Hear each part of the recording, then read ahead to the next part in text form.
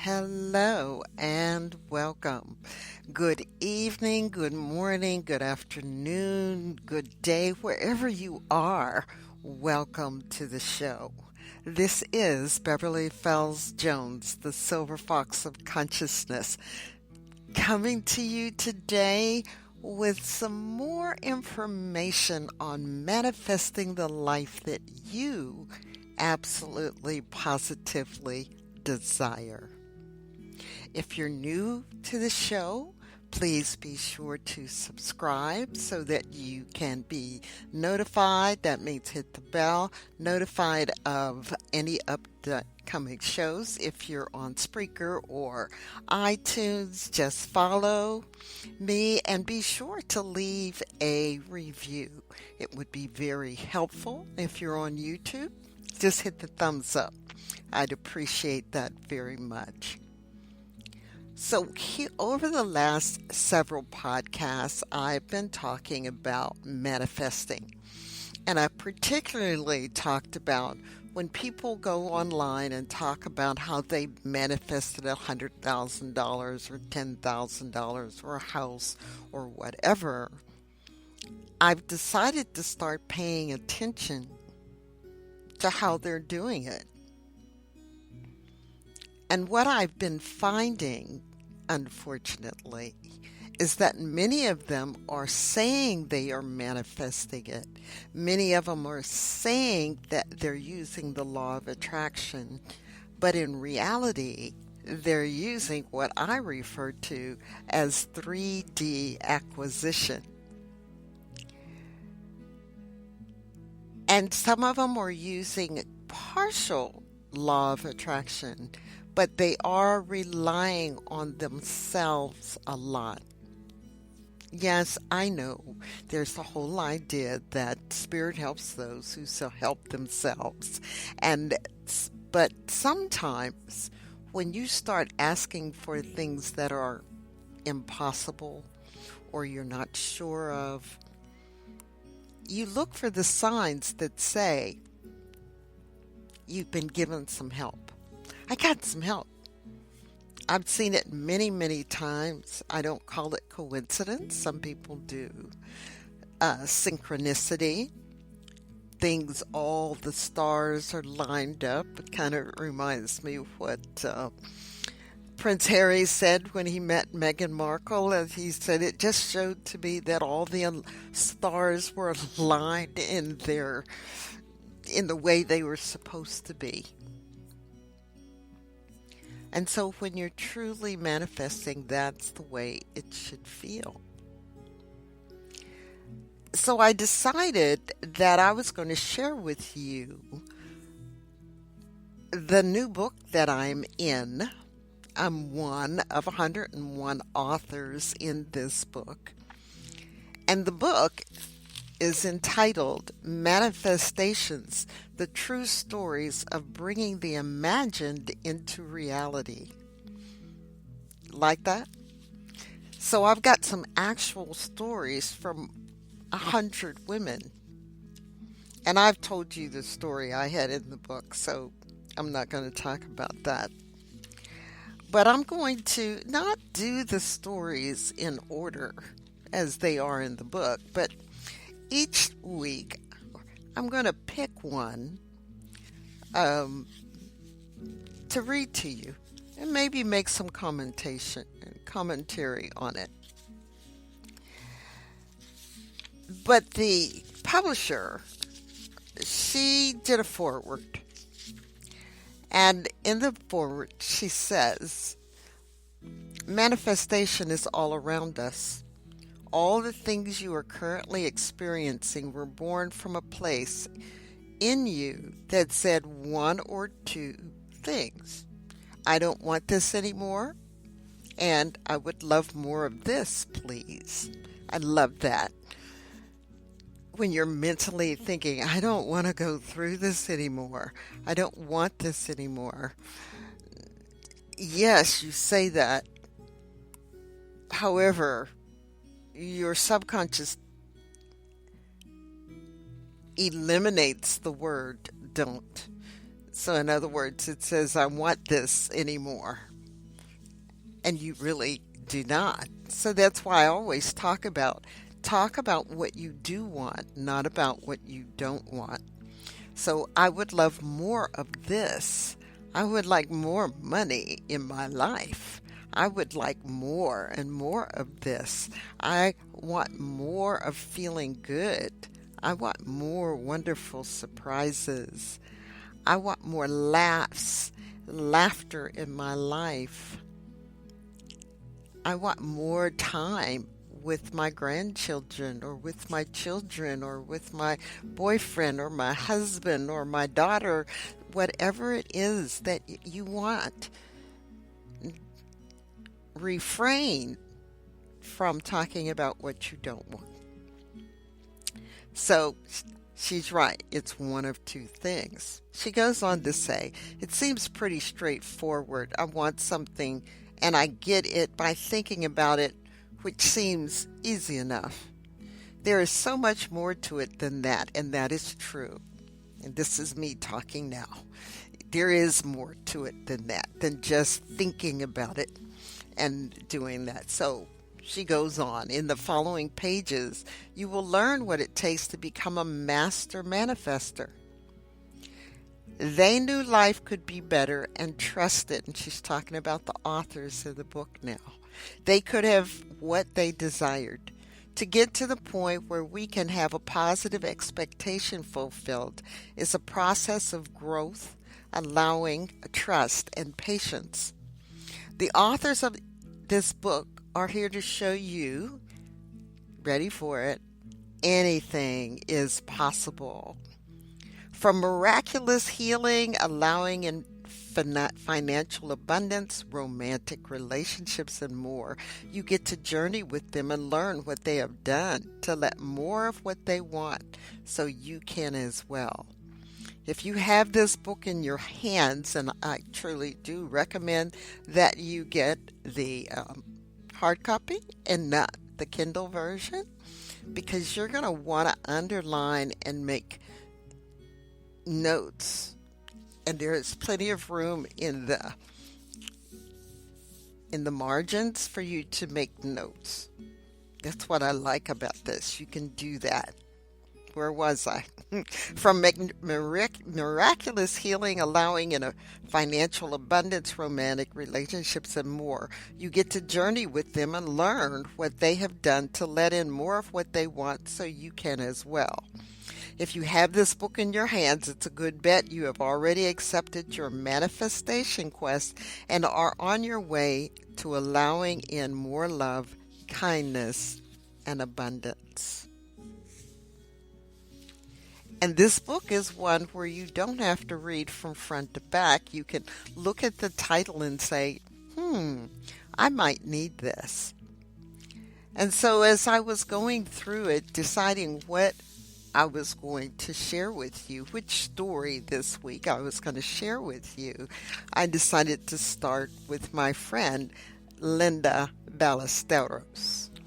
Now, Linda is a believer in the law of attraction. She has used it many times in her life to get her where she needs to be and helps her be who she dares to be. So let me read you a little bit about Linda. She is a certified franchise broker.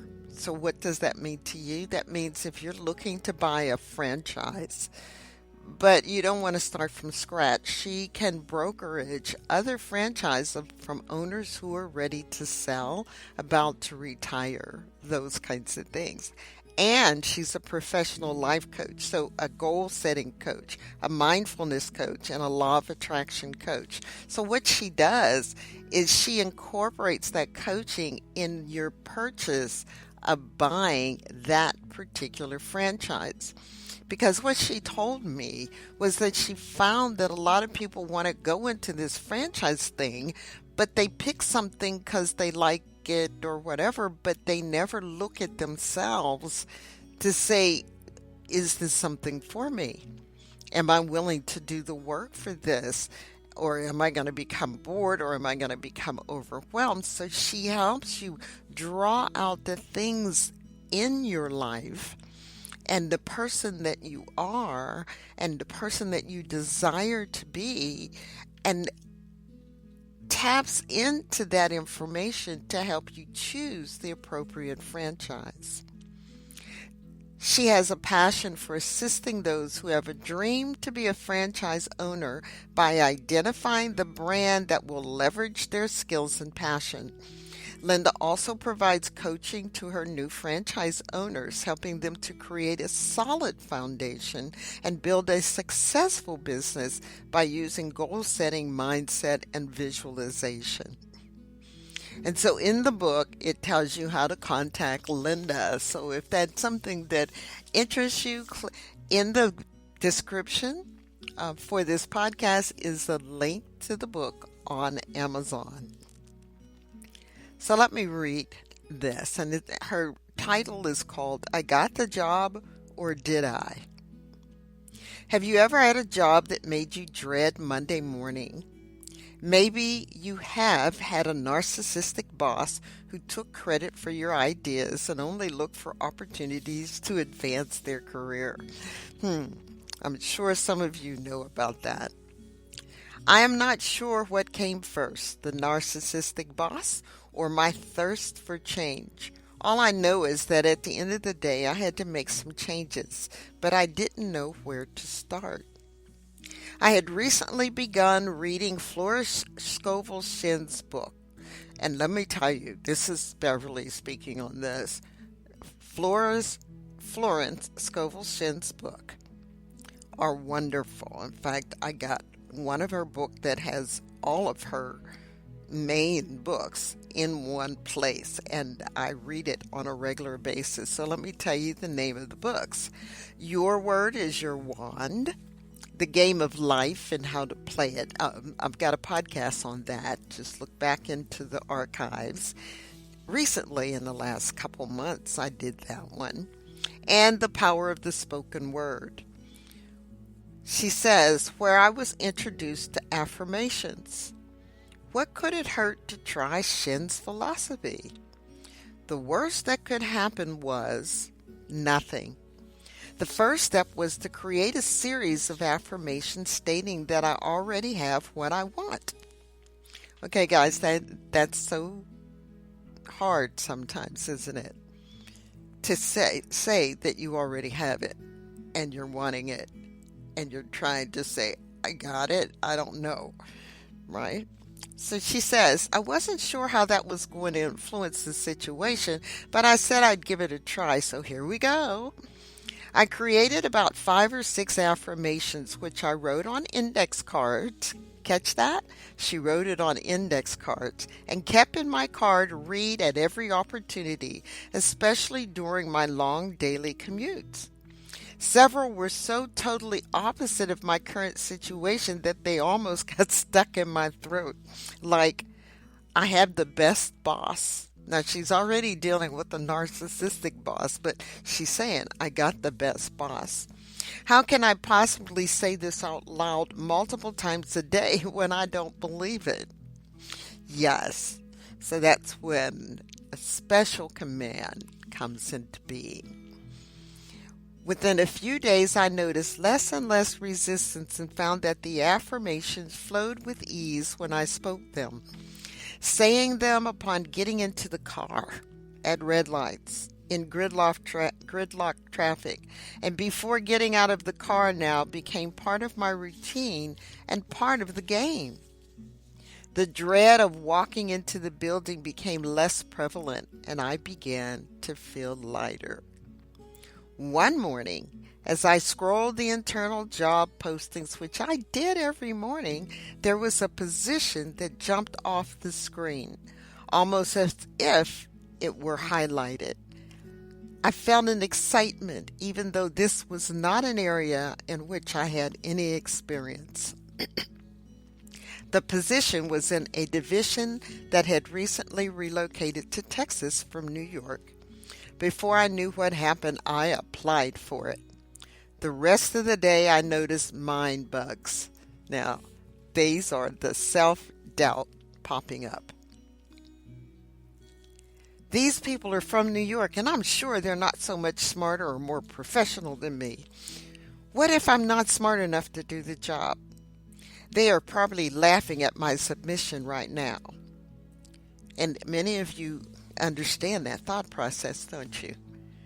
That you really want something so badly, but you start doubting yourself.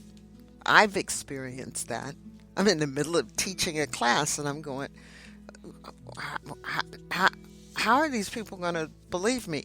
Are they going to trust what I say? Are they going to listen to the things that I'm telling them to do? And are they really going to do it? Doubt. Little gremlin sitting on your shoulder, right? Yeah, it just dawned on me. I've got a gremlin podcast too. But that was like many years old. I got to find it and put it up for you. Okay, let me get back to the story. Despite the negative thoughts, I continued saying the affirmations, which again I found comforting and seemed to quiet the mental chatter. So I'm not going to read this whole thing. I'm just going to summarize some more of it. Within a couple days, she got a call from Human Resources and she had an interview. She had it scheduled. HR provided all the details, but again, she started having self-doubt. She was well respected, by the executives in the local area, by her peers, so on. So she again started asking herself, what is she doing? And this is something you need to do also.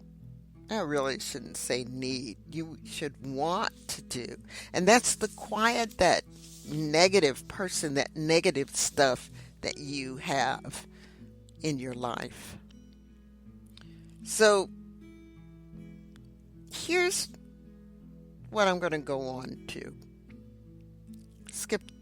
I just paraphrased one section, but let's go further. It took a lot to quiet the voices this time, but by the time I arrived for my interview, I had a sense of knowing that this position was mine. Okay. She had a sense of knowing it was hers. All those questionings, she applied for the job, but she just knew. Have you ever had that feeling? You just knew? She said, when I walked through the front door of the beautiful brand new building, it felt familiar. Oh, that was a good sign. I knew exactly where to go and looked at the people on the elevator as if I had seen them before. Boy, this is a step. This is a major step because she said the affirmations over and over. She said she had a boss she loved. In her affirmations, I know that she described the job that she wanted and how she wanted it to be. And so getting there and going to the thing, everything was naturally going to sound familiar. She went to the interview. The interview went well, which I know. Because basically the information she told me, or she's written here, I knew the interview was going to go well because the universe, spirit, God was leading her to where she needed to be, and she got the job. Right? So he said, being an executive of a large company, he was surprised that they would offer me the position on the spot. This was her husband. He said, they offered you the job on the spot? Yeah. And I understand that. I've had that happen to me. It was like, you want the job? Huh? I thought this was just the first interview, right? So, they haven't offered me the position. I just know that it's mine. Is that interesting? I was thinking she got the job. She doesn't even know yet if she got the job. Next morning, the phone was ringing as I walked into my office. I was not surprised when it was HR. In a split second, I could see myself packing up my office and mapping a new route to work. Okay, well, here's what happened. Linda, I wanted to let you know that you did not get the job. What? What did she say? Before I could respond, she continued. However, so she didn't get the job she applied for. However, they were so impressed with you and what you can bring to their team, they have created a position for you. So she didn't get the job. She got a job that was created for her. This was confidence. This was working, following what she was told, following instinct, the instinct to apply for the job, even though she wasn't sure about it. That instinct, that thing, that intuition that is given to you. It worked, she says. She was excited. For the first time in my life, I felt that I was an active participant in the outcome of this situation. So how do you feel? And she goes on to talk about how she felt. And I want you to get the book to find out how she felt. And what she had to tell you about using affirmations. Because I want you to use them too. And I want you to know that you can start manifesting in your life and getting things you want. So this was Linda Ballesteros. And her title was I Got the Job or Did I? And this is from Manifestation, True Stories of Bringing the Imagined into the Reality. So as I read to you the stories from this book, I want you to imagine yourself beginning to believe and to put in practice all those things that I've been talking to you about manifesting the life you want. How do you go about those steps of doing that? I'm going to be starting my Think and Grow Rich masterclass. And so I want you to look it up. In fact, February's class is full. So I'm going to be starting a new class in March. But the link is there. It is tinyurl.com/Think Rich 2019. I'm not going to change the tiny URL to 2020. Just Think Rich 2019. So tinyurl.com, Think Rich 2019. I will be putting up the March class in the next couple of days. I've got homework to do for my college classes. I got to get those done, and then I'll get that updated for you. This is Beverly-Fells-Jones, the Silver Fox of Consciousness, and I hope you enjoyed the reading today from the book. Link is in the description, and I will see you. Well, I won't see you, but I will talk to you in the next podcast. Thank you for listening today. Please share the link to this show with your friends and family so that they can learn how to be the best that they can be. Visit my website at commandingyourlife.com and follow me on Facebook. Have any suggestions for the show? Just contact me by emailing Beverly at commandingyourlife.com. Be sure to join me on the next episode. As you have believed, let it be done to you, and it is so.